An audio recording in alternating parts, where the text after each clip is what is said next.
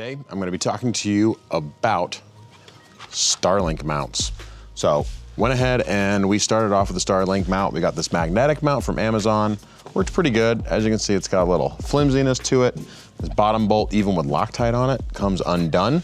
So I'm a little scared to have it out of sight. We've also got some issues with the cable being squished as it comes through the door as well. Otherwise, it ends up on the dash inside. So functionality, it works great. Problem is, it's sitting on the dash, and then Liz has to look at that as we're driving down the road. We're hoping to put it on the roof. We've got some magnetic mount plates. We've got a new mounting system that Trio sent us. It is a Starlink Mini Flatmount solution with magnets, again, just like this, but it's got some small adjustable legs. So hopefully it's gonna fit the contours of the roof. Get the box open and see if I can't get that thing mounted to the roof before I run out on a trip real quick. Okay, so Trio sent over a couple of things for us. We got our magnetic feet, I'm gonna say. They've got a heavy duty cable that's got some braiding on it. So it's made to be smushed in the door. It's a little bit thicker, so I'm hoping I've got a spot where it doesn't actually keep the door open. And then this appears to be the actual mount. So two-piece construction, so a little bit of assembly required, but it looks like they've got a hex head in there. So basically, I'm gonna go ahead and take the old Starlink apart real quick, get this assembled and put around the outside, get these bags open, and see what it is we're dealing with here.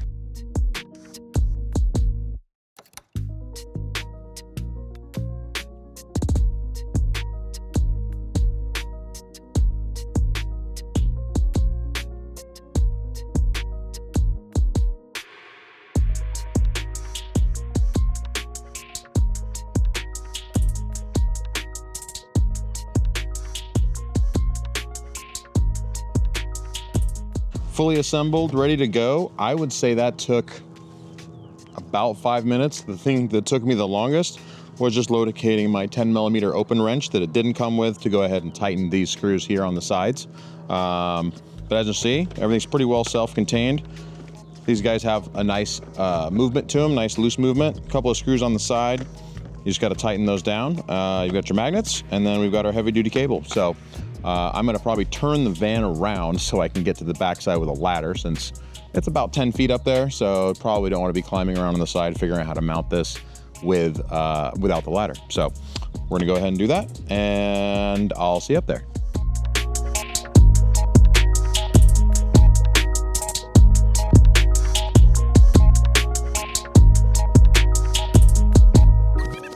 Okay, so we got down, we kind of deliberated whether having it off to the side or right here centered on the back. We ended up with centered on the back. It's not perfectly forward. Like I said, the solar panel's too far back. It's mounted, it's screwed, it's glued. It's not coming up anytime soon, at least not until I have to completely replace the panel. So for now, we're gonna go ahead and put it on the back. That's why we had them set us the wobble labs when they sent us the Trio Flatmount box to put the Starlink in. So I'm gonna go ahead and prep the surface. Rubbing alcohol, you need to prep your surface very well. Make sure there's not any oil or anything on the surface that you're gonna mount to.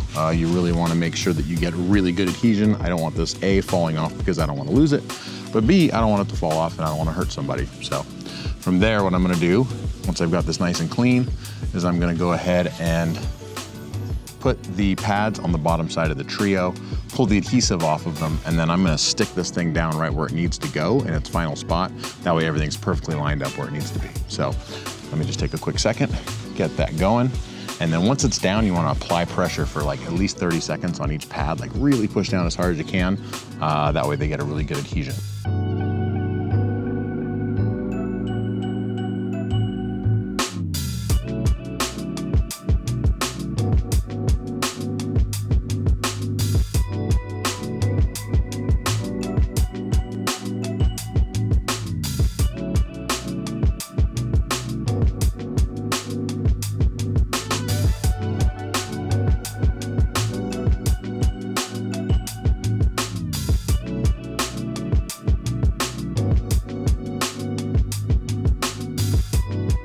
Moment of truth. Pads are on, they've had pressure for 30 seconds. I don't know if you've ever messed with that 3M body panel adhesive before, but getting that red tape off sometimes, next to impossible. So, here we go. We got our cable, we got our direction here. Let's see how she goes. Oh. Whoa, clunk. Oh man, that is, I don't know, that feels pretty good to me. I guess that's test 1. If she stays on, test 2, we'll test the speeds with it at this angle. North technically right now, sun's kind of behind me, so north is over there. So we are facing away from the optimum direction. So I'm gonna run the power down, make sure it fits through the door, fire it up, and see what kind of signal we've got.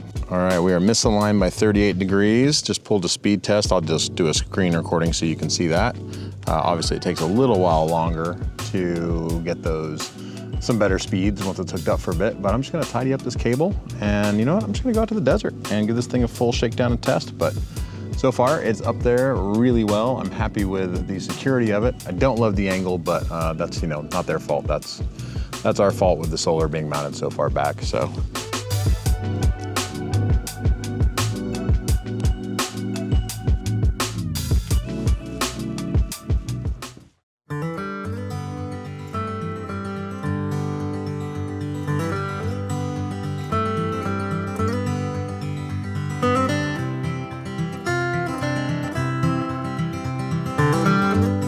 2 days. I have been off-roading in the Southern California desert now for 2 days.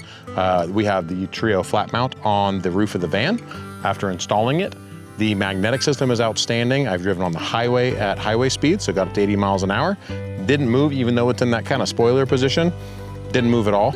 A lot of washboard out here in the desert, so a lot of hard bounces, a lot of G-outs, and just a ton of washboard, just vibration. Again, it hasn't moved at all, and it's not flat on the roof. It's actually angled over the backside, like I said, in that spoiler style mode. So Trio, thank you for sending it to us. I am incredibly happy with it. I'll probably end up picking up a couple more of the flat plates for it so I can put it on top of some of our rooftop tents that are aluminum. So it just won't just be with this vehicle. I mean, we move this Starlink around from vehicle to vehicle, and having a magnetic mount system like that is great.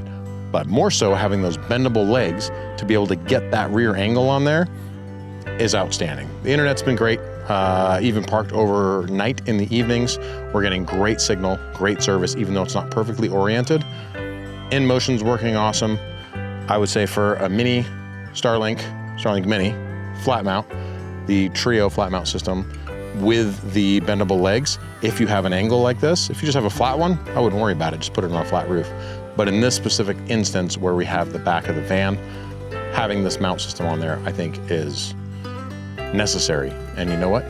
It's holding up great. And I look forward to many more miles on the way home with that on there. So thanks, Trio. Appreciate you guys sending that our way. And there'll be a link somewhere for you guys to check it out if it's something you're interested in. Side note, these little Amazon connectors I've got, as you can tell, a couple of days in, that one's already separating. So not great. I'm gonna have to find a different solution, or I will take a couple more of those and use the exact same red 3M adhesive that they use on the pads up there for the magnets to attach those, and they'll be a little more permanent.